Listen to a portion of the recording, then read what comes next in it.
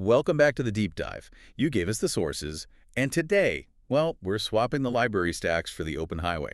Yeah, we're definitely strapping in, checking the mirrors. Exactly. We're taking a really close look, like super granular, Yeah. the upcoming stuff for Euro Truck Simulator 2 and American Truck Simulator. It's a neat mix, isn't it? Part technical deep dive, part geographical tour. And for you listening, the goal today isn't just what's coming, Right. it's the why. Why these specific places, why these truck updates. We want to dig out those little nuggets of realism the devs are building in. Totally. So think of this as your fast track to knowing what's what in virtual trucking. We've got a world tour plan. Mhm. We kick off in Scandinavia. There's this wild engineering story from Kiruna, Sweden. Then it's over the Atlantic for Shreveport, Louisiana. You think culture, commerce, cool buildings. Right. Then we'll hit the industrial heartland, Moline, Illinois. Mm. And we absolutely have to unpack that big Scania tech refresh everyone's waiting for in ets2. Ah. Okay, let's start in Europe then. Nordic Horizons DLC. There's this one story. It's so specific, almost bizarre. It just screams developer dedication. Oh, yeah, Kiruna, Sweden. We know the whole town's basically on the move because of that huge iron ore mine expanding underneath it. Yeah, players get to see the mine, which is cool. But the sources flag something else. Something about a church. That's the one. It's pretty phenomenal. So Kiruna is like gradually shifting location because the ground's getting unstable from all the mining. But the detail that really caught everyone's eye and the developers' time was the town's old church. Okay, so what happened? What's the logistical nightmare they decided had to be in the game? Well, it's not like moving your garden shed, right? The sources confirmed it back in August. This beautiful 113-year-old wooden church, huge, heavy thing, Yeah. was completely lifted off its foundations, put on steel beams, the whole setup, and then very, very carefully moved 5 kilometers away. 5 kilometers. Mm-hmm. Overground, that's literally being undermined. Yeah. That sounds incredibly risky, like documentary-level engineering. It absolutely is. I mean, think about ground stability near a massive mine. It's always a concern. Moving something that big, that old, any slight twist, uneven pressure could have been disastrous. Okay. Needed super specialized gear, precision planning. It was apparently a huge event, loads of people watching. And what gets me is how fast the developers reacted. Yeah. This wasn't some historical event from decades ago. This was happening now. That's the key thing, isn't it? SCS, the dev team, they saw this major current event happening and went, okay, we need this in the DLC. Right. They adapted the map, made the changes, all within a documented 7 days. 7? That's impressive. It shows they want the map to feel alive, current, reflecting how industry actually reshapes places. It's not just about stack history anymore. These sims need to capture the present unfolding. That is serious dedication. Okay, let's shift gears. From tricky ground engineering, let's fly across the pond to ATS, American Truck Simulator, Louisiana DLC this time. Shreveport. Right, Shreveport, up in the northwest corner of Louisiana. Its whole story, its whole identity really comes from being on the Red River. So, a transport hub. Exactly. Historically vital for trade, transport. Which means, for you, the player, expect a busy area. Some unique driving challenges, too, I bet. Looking at the source descriptions, Mm-hmm. what's the vibe for a trucker driving through? Is it all industrial or more that flashy entertainment side? It's the contrast, actually. That's what seems striking. You're driving these key trade routes, crossing these big bridges, including that really recognizable railway bridge you see in pictures. Okay. And all around you, the skyline's dominated by these tall hotels, resorts, the river's the centerpiece, and you're driving right through this mix of business and, well, pleasure. Huh. I guess the buildings reflect that too. Like, a bank looks solid, permanent, but casinos aim for sparkle. Precisely. Shreveport's a destination, right. So you get these sometimes pretty extravagant riverboat-style resorts and casinos. They're not exactly subtle. Oh, no, I imagine not. Distinct shapes. And this is key for the sim really unique night lighting. Lots of color. It'll totally change how it feels driving through after dark.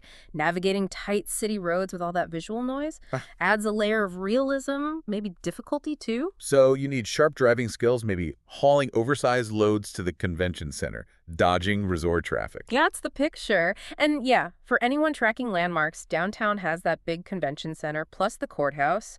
A known financial building suggests important deliveries, maybe high-value cargo. Right. Oh, and the sources also made a point about the sports connection. Ah, yes, couple of big venues mentioned. Why are they significant in a truck sim context? Well, they often act as, major landmarks on the map, easy Okay. to spot. Plus, they mean specific types of deliveries. Think event gear, catering, maybe construction stuff. Makes sense. So there's that famous football stadium down south, hosts big games every year, apparently. And nearby, a multi-purpose arena home to the local hockey team. They become these huge defined points on your map. And yep, confirmed. Multiple depots scattered around Shreveport for pickups and drop-offs reinforces its role as a proper logistics hub. Okay, from the deep south, let's head north, Midwest this time. Illinois, DLC, Moline. One of the Quad Cities, right? Founded mid-19th century, purely because of the Mississippi River power and transport. Feels like a totally different world from Shreveport's volume. Oh, completely different. It's pure industrial heartland. And the devs seem to have really captured that identity. Moline is famous globally as the HQ for one of the biggest agricultural machinery makers in the world. Oh, So that heavy industry, that's the main character here. It's less about scenic river crossings for tourists, more about, hauling huge pieces of metal. so the challenge shifts. Big ag machinery means specialized trailers, permits, probably maybe tricky oversized loads through factory areas. You got it, exactly. Expect this area to be ground zero for serious heavy hauling.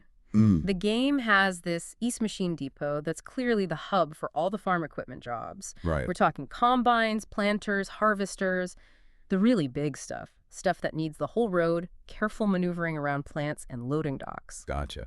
What about specific landmarks? Moline sounds like it has some unique, maybe slightly obscure historical markers. It does, and they've included some cool ones. One is Bridgepoint 485. It's that distinctive tower right there on the riverfront. Okay. Fascinating backstory. It was originally built as a test facility for the Montgomery Elevator Company. They used that tall tower for testing high-speed lifts. No way. Yeah, it's this unique piece of industrial history, still super recognizable, great visual cue for you when you're driving along the river. And they captured the scenic side of the Mississippi too, didn't they? They did. Sources confirm the Great River Road is in. That's an official all-American road, known for its scenery and history. Runs right past the Western Illinois University Quad Cities campus there, which is just off River Drive. Right. Gives you that moment, appreciate the historic route right before you have to reverse some massive trailer into a tight spot. Yeah.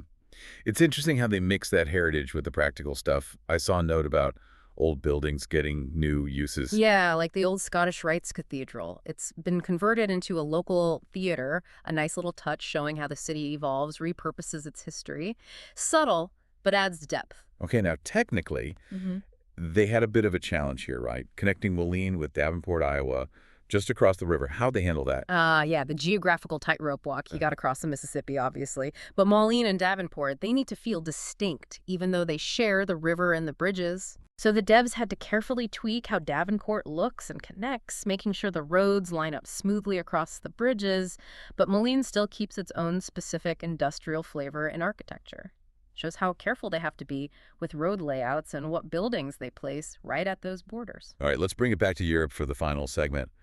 We're shifting from these huge map challenges down to the tiny details right inside the truck cab. We need to talk about that Scania update for ets2, Yeah. the one everyone's been waiting for. Oh, yeah, this is the big one for a lot of players. It's been rumored since, 2023? Seems like it. And the sources are now pretty strongly pointing to it finally landing with the next big game update, 1.57, probably late November, December maybe. Okay. And it's crucial because, Scania is one of the most popular brands in the game. This update brings it bang up to date. So what's the core excitement here? Not just a parts list, right? What's the actual impact for the driver? Let's start with the engines, the 770 V8 and the 506 Super. Right. The 770 V8. That's the headline grabber. Pure power. But it's not just a bigger number on your spec sheet. For you driving, it means a really noticeable difference in torque. Meaning pulling the absolute heaviest loads gets easier. Think those special transport jobs, giant construction parts, bridge sections, that kind of thing. And we fully expect a massive sound overhaul, too. You got to have that deep V8 rumble, right? It's part of the experience. Definitely. And the 506 Super motor, is that for the same crowd, the super heavy haulers? Not quite. The 506 Super is important for efficiency. While the 770 is all about brute force, the 506 will appeal more to players focused on realistic fuel consumption, long-haul economy runs. Oh. It just broadens the appeal of the Scania range in the game. You can spec it for efficient regional runs or for those extreme heavy jobs. But the one feature, The thing that really drags the virtual Scania into 2024, it's the digital dashboard, isn't it? Yeah. Why is that such a massive deal? It completely changes the inside the cab experience. That old analog dash, gone. Replaced by a fully working digital screen. And that's not just a picture, right? It functions. Exactly. It's not just a texture swap, it's deep integration. Your speed, revs, fuel, warnings, crucially your integrated GPS nav. All that stuff will show up on the screen dynamically, like it does in the real truck. Wow. That's a huge step up for realism. I mean, driving a real modern truck, those digital systems are everything. Information, safety. Totally. It pushes the simulation forward quite a bit. Getting those systems right, displaying the right info in the right way, that's technically complex. They have to map all the game's data onto that virtual display accurately. Yeah, I bet. But it's necessary, right? To keep the license relevant, to meet player expectations. People want their virtual trucks to match the real ones they see on the road. Man, this has been quite the trip. We started with, heavy-duty civil engineering devs scrambling to show a 113-year-old church being moved in Kiruna. Right. Wild. Yeah, then mapping out those distinct city personalities, Shreveport, with its riverboats and vital crossings on the Red River. Contrasted with Moline, all about that intense agricultural machinery, the demands of heavy hauling. And then we finished drilling down into the nuts and bolts, literally, of the Scania update.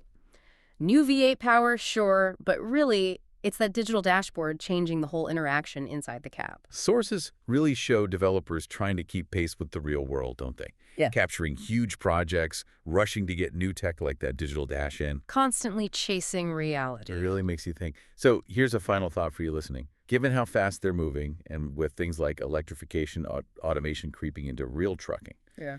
what specific piece of next-gen real-world transport tech do you think they'll have to scramble to get into these sims next year, just to keep them feeling current? What's the next digital dash?